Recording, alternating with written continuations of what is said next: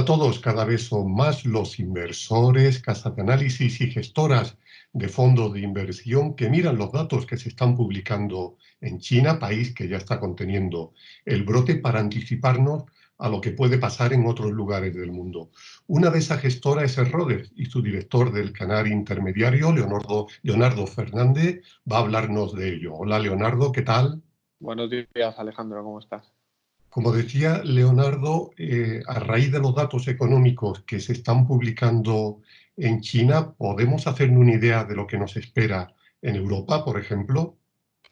Yo creo que totalmente. Al final, como bien decías, todas las casas estamos mirando un poquito a Asia y en particular a China, que es, digamos, el epicentro de todo lo que estamos viviendo, los primeros que entraron y los primeros que están saliendo de esta crisis del COVID-19, ¿no?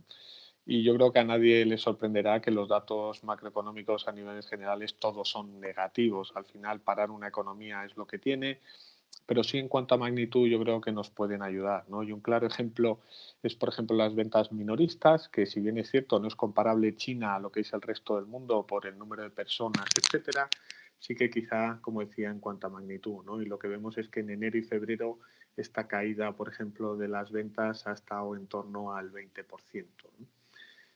Lo bueno y lo positivo es que también, si esto lo ponemos en conjunto con lo que es la crisis del coronavirus, lo que vimos en China fue, desde que empezaron el problema hasta que llegó al pico de casos, fue alrededor de un mes. A mitad de febrero, entre el 15 y el 19, se tocó pico, y que ahí tardaron otro mes en bajar hasta niveles casi de cero, y que hoy, a día de hoy, estén ya trabajando en sus puestos de trabajo una gran parte de la población, ¿no?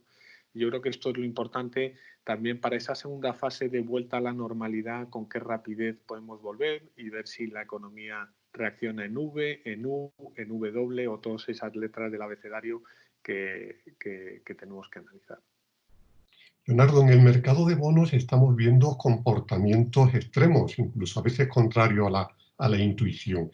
¿Qué puede hacer el inversor en renta fija en esta situación?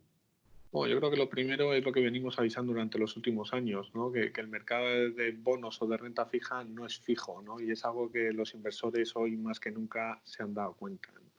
Lo segundo es ver un poco cómo han afectado, cómo han reaccionado dichos mercados, ¿no? Y si bien es cierto, en cuanto a la magnitud del movimiento, no ha sido tan brusco como la crisis del 2008, en cuanto a cuántos han ensanchado, lo que sí, desde luego, ha sido una vez en la historia que yo creo que vamos a vivir, es la rapidez con que esos mercados se han ajustado, ¿no? Y es que vimos que en cuestión de 3 o 4 días los spreads se multiplicaron por 2, 3 o 4 veces en función de qué parte del mercado estemos viendo, ¿no? Y es interesante la primera parte que decía de por qué no han llegado a esos niveles de la crisis del 2008, y desde Rhodes, desde luego, que creemos que es gracias a la intervención de los bancos centrales. Nunca se había visto una reacción tan rápida y tan contundente por parte de todos los implicados, ¿no? Ya bien sea China, Japón, Europa o Estados Unidos, ¿no? Y esto creemos que es fundamental para que el mercado recobre confianza, que las empresas, pese a estar cerradas, puedan continuar de cara al futuro, y desde luego que para casas activas como es Rhodes, creemos que esto nos puede dar una ventaja competitiva, ¿no? Porque, como en toda crisis, la primera caída es generalizada y a todo el mundo por igual, y ahora en esta segunda fase es en la que tenemos que analizar cuáles son las empresas que pueden continuar haciendo sus labores tradicionales y cuáles, desde luego, van a sufrir más problemas por tener problemas de flujo de caja o cualquier otro problema. Precisamente con la intervención de los bancos centrales hemos visto recuperación en los últimos días. ¿Podemos decir que lo peor ha pasado o todavía queda mucho por sufrir en los mercados? Bueno, yo no me atrevería a decirlo tan claramente, ¿no? Yo creo que en toda crisis, como decía antes, siempre hay una primera fase, que es la fase de ajuste, donde, como decía, todo cae por igual, no se hace distinciones, y es un poco ese miedo a lo desconocido y algo que no conocemos cuáles van a ser sus implicaciones, ¿no? A partir de aquí entramos en una segunda fase, que es ya un poco mirar por debajo qué hay, cada una de las empresas, cada uno de los sectores, cada uno de los mercados, y cómo esta crisis puede afectar, sin tener los datos ciertos, pero mirando, como decíamos al principio, qué ha pasado en otras regiones para poder extrapolarlo a los otros mercados que vamos más por detrás. y así analizar dónde realmente hay oportunidades o en aquellos mercados donde quizás se puedan ver más afectados de lo que estamos viendo, ¿no?